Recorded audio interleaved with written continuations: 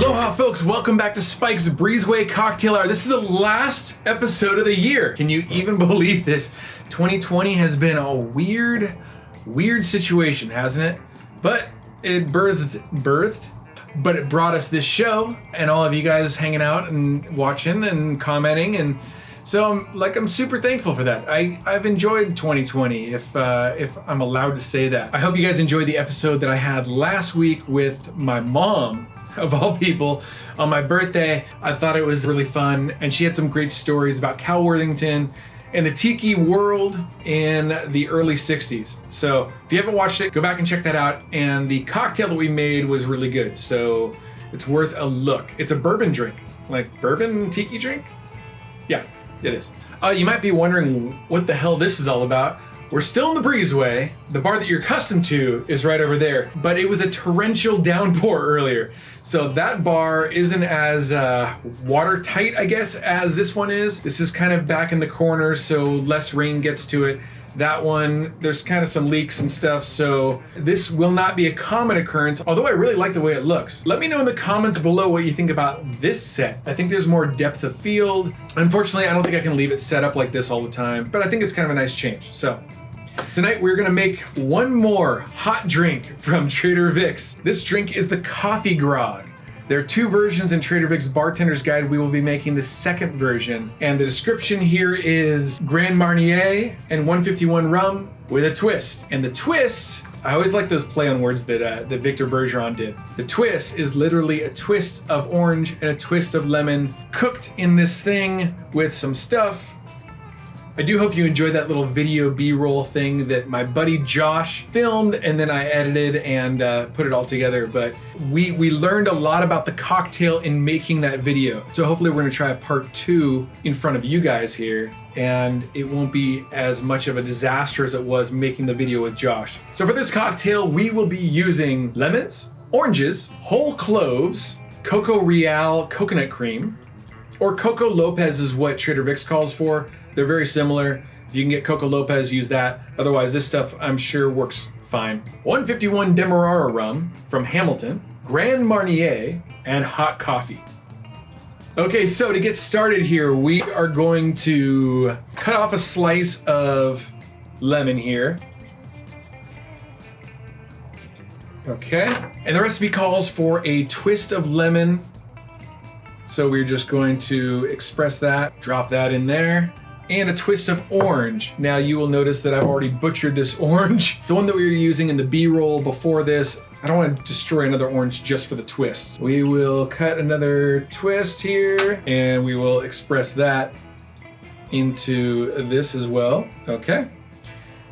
Now it calls for 2 whole cloves, which seems so odd, dude. They're so small. So I'm just gonna grab some good-sized ones here. Those will go in here as well. 1/4 ounce of Grand Marnier.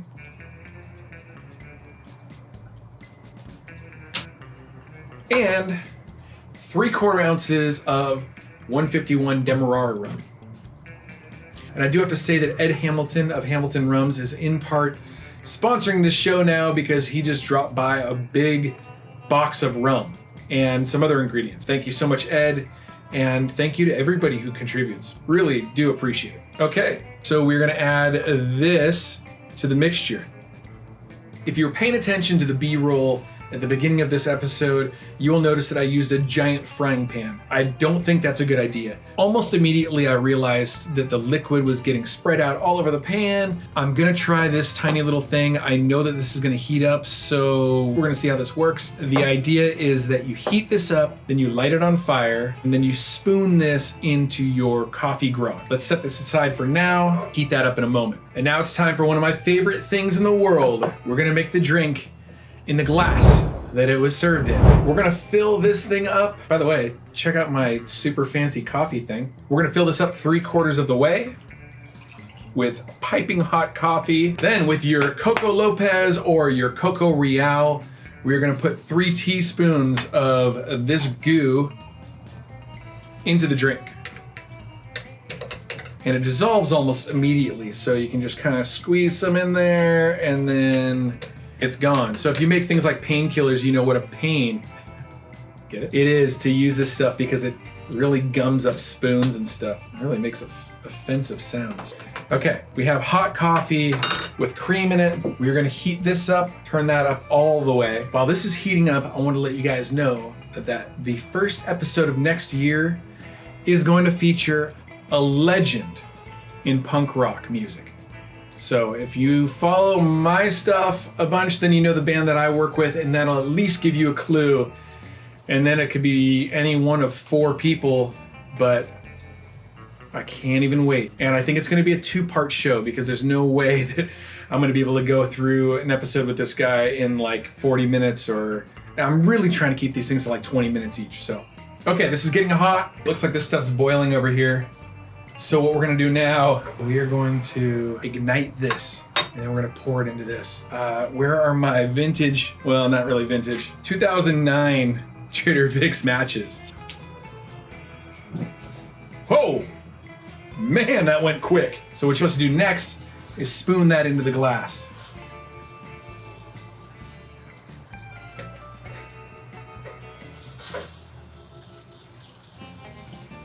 This is wild.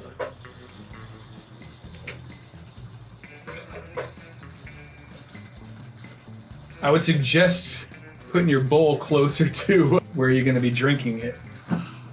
Okay, I don't want to burn off all the alcohol. So I can imagine that being a really interesting presentation when you go and you order this thing at Trader Vic's. I don't know if they still do it like that, but how rad was that? We are going to use a cinnamon stick for the garnish, and there you go. The coffee grog in the glass that it was served in. Okay, now that's an interesting cocktail. That's a different thing. That's a different drink than the one that I had before. There's a lot more fruit to it. There's a lot more tropicalness, tropicality. Yeah, okay, so it's kind of light. You get a little bit of the bitterness from the coffee, but then the fruit is kind of bouncing around in there. The alcohol is pretty well masked, but you know that it's in there, especially the 151. The Grand Marnier, I think, has kind of an orange flavor to it. What the hell is this flavor? Man, orange. So the Grand Marnier really complements the fruit juices that are in here. The fruit peels, really, it's not juices. It was just a hint of those fruit flavors. Okay, so I guess my suggestion to you all is really go down, and if you have this glass, get down into the chin of the headhunter and really try to mix up the cream. Whoops, making a mess. And then try to drink it while it's hot, because I think mine cooled down too quick. Okay, that's a better cocktail than I originally thought. And it's just like any kind of coffee drink or coffee by itself. Either it needs to be really hot or really cold. Like there's no middle ground for coffee. Isn't that weird? It's like a weird thing. So folks, thank you so much for joining us once again on Spike's Breezeway Cocktail Hour. Be sure to like, comment, and subscribe, and we will see you in 2021. Aloha. Woo. Oh my God, it is freezing in the Breezeway. Like, so cold. Tonight, we're gonna create, okay, let me check this out real quick here. So, to get kicked into cocktail, come on, man. Well, I guess we should drink it now. Sheesh, that happened quick. Jeez. This is really such like a balancing act of things that are heaty, things that are on fire, and things that are hot. It's so funny, when I first met my buddy Josh and his wife Tara Masu, by the way, who was a gorgeous burlesque performer. They would come over all the time, and Tara would be like, make that coconut drink again. It was the painkiller. So she'd always come over and drink that. And eventually she was like, yeah, I don't know why, but I'm working out, and I'm not losing any weight. I don't know what's going on. And then she looked at the back of that coconut thing. It's like very fattening, I guess. Lots of sugar. Oh, that's why there's so little alcohol in this, because it's 151. And for this drink, we will be making it.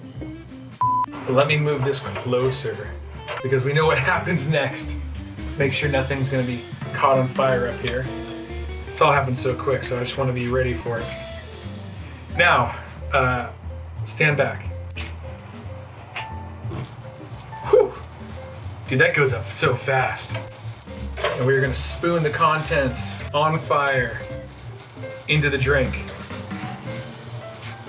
Tropical calamity.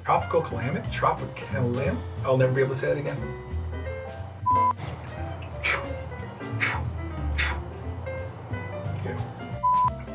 Well, I guess I want to say thank you so much for joining me once again on the final episode of 2020. We had a lot of fun this year. I think we had a lot of fun this year. We had Brianna Ashley on, we had Sugar Pepper Jones on, we had Tiffany Toth, Playboy model Tiffany Toth on, we had tattoo artist and fetish model Servana Fox. Who else do we have? Oh, Pinup Palmer that you guys all love so much. She's super fun. We had McBiff on, and then my buddy Mike Rouse, who manages X. Dano Forte, surfboard shaper. Who else did we have? Oh God, see, now that I started it, I'm gonna forget somebody and I'm gonna feel like a jerk for leaving them out. Oh, Kelly Merrill from Trader Sam's. We had the folks from the Contigo Tiki Room who showed us their incredible hanging Chinese lantern garnishes. We started out the whole series trying to do the Total Tiki app, and they decided, I think it's gonna be more fun to be able to bounce around and go to things like the Trader Vic's Bartender's Guide. A lot of cocktails that they left out on that app. I think we've chosen a cool path, and I hope you guys have enjoyed it. And if you have enjoyed it, please be sure to share, comment, like, and subscribe. Do all the things. Oh my God, and Justin Scard. I almost forgot Justin. What a fun one. Ah. Oh, and of course, like, how can I forget my mom? You guys joined me for an episode for my birthday with my mom, my dad, and my brother, and all of their dogs. All the dogs. Except I don't think Astro showed up in that. Huh. I'm gonna be up for like 7 days now. It's like 11 o'clock at night right now, recording this thing. And I just had 2 cups of coffee and like 2 ounces of 151. I can't even tell you how excited I am about next week's guest. Legend in punk rock. Best friends with Johnny Ramone from the Ramones. If you know anything about LA punk rock, you'll know who I'm talking about. Genius guitar player. Like, genius. No hints. Well, I guess that's a hint. Totally just gave you a hint. Would it be lame to try to get him to play guitar on the show? Maybe.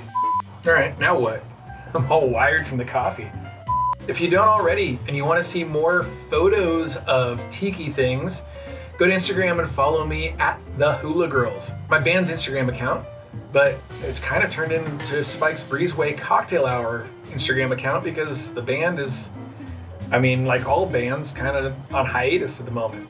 And if you like photos of pinups, go follow my other account at Spike and the Camera, at Spike and the Camera. Thank you. You guys ever seen one of these? Trader Vic's what was it called? A Trader Vic's trading license. They gave these things out in the early days of Trader Vic's, and this one's actually from 1948. Have I talked about this on the show before? I don't know. But it says this license to trade hereby certifies that Grace Kramer has this day bought 1 dozen whiskey sours. She bought 12 whiskey sours from Trader Vic's and is thereby entitled to full trading privileges until revoked. December 11th, 1948. Crazy, huh? The only bummer about this thing is that I wish that it was a tiki drink, but whatever, whiskey sours is, way to go, Grace. 12 whiskey sours. I wonder if she drank them all herself in 1948. All right, see you guys in 2021.